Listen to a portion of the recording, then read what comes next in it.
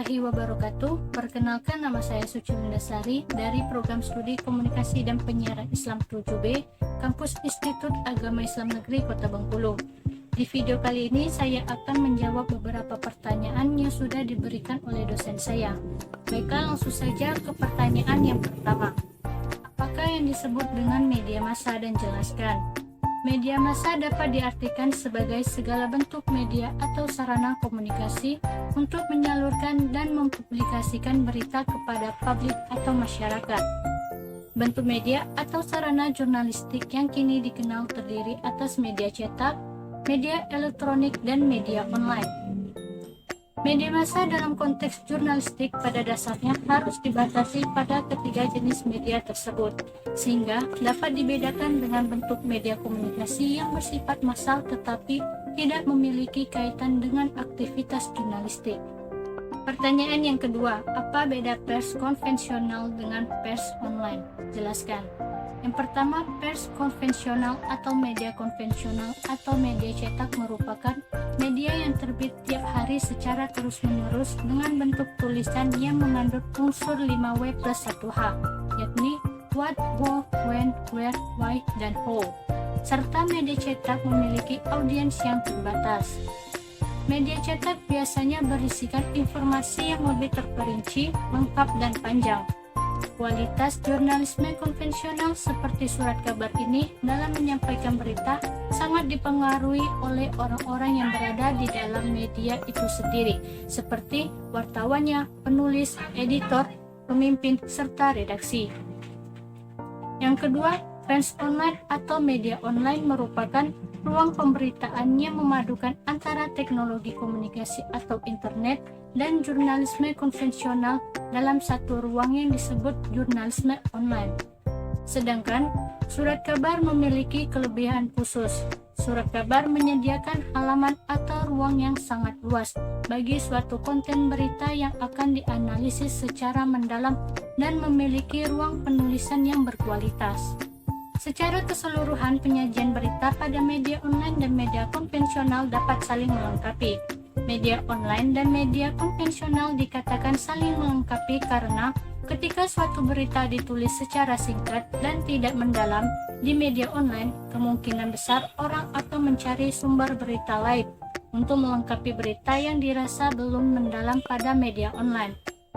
Sama halnya seperti media cetak.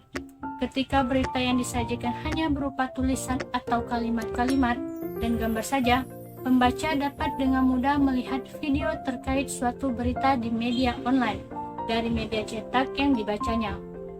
Namun, dalam menyajikan berita, baik itu media online maupun media cetak, hal mendasar yang perlu diperhatikan adanya perlunya melakukan pengecekan kembali kebenaran dari suatu berita yang ditulis. Berita yang ditulis tidak menyerang kepentingan individu atau kelompok tertentu atau bersifat netral. Baiklah, pertanyaan yang ketiga, apa makna manajemen, dan jelaskan secara umum beberapa unsur manajemen. Secara etimologis, kata manajemen berasal dari bahasa Prancis kuno, yakni menagement, yang berarti seni melaksanakan dan mengatur. Manajemen merupakan usaha yang dilakukan secara bersama-sama untuk menentukan dan mencapai tujuan-tujuan organisasi dengan pelaksanaan fungsi-fungsi perencanaan atau planning, pengorganisasian atau organizing, pelaksanaan actuating, pengawasan atau controlling, dan evaluating atau penilaian. Manajemen merupakan sebuah kegiatan pelaksanaan disebut managing, dan orang yang melakukan disebut manager. Manajemen dibutuhkan setidaknya untuk mencapai tujuan, menjaga keseimbangan di antara tujuan-tujuan yang saling bertentangan, dan untuk mencapai efisiensi dan efektivitas. Ada beberapa unsur dalam manajemen, yakni sebagai berikut. Yang pertama, planning atau perencanaan ialah penetapan pekerjaan yang harus dilaksanakan oleh kelompok untuk mencapai tujuan yang digariskan. Planning mencakup kegiatan pengambilan keputusan karena termaksud dalam pemilihan alternatif keputusan. Diperlukan kemampuan untuk mengadakan visualisasi dan melihat ke depan guna merumuskan suatu pola dari himpunan tindakan untuk masa mendatang.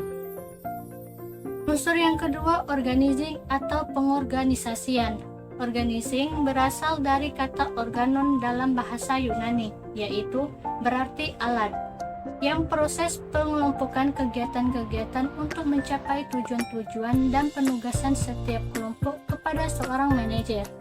Pengorganisasian dilakukan untuk menghimpun dan mengatur semua sumber-sumber yang diperlukan, termasuk manusia, sehingga pengerjaan yang dikehendaki dapat dilaksanakan dengan berhasil. Unsur yang ketiga, actuating atau pelaksanaan, merupakan usaha menggerakkan anggota-anggota kelompok sedemikian rupa hingga mereka berkeinginan dan berusaha untuk mencapai tujuan yang telah direncanakan bersama. Unsur yang keempat, controlling atau pengawasan, adalah penemuan dan penerapan cara dan alat untuk menjamin bahwa rencana telah dilaksanakan sesuai dengan rencana yang telah ditetapkan.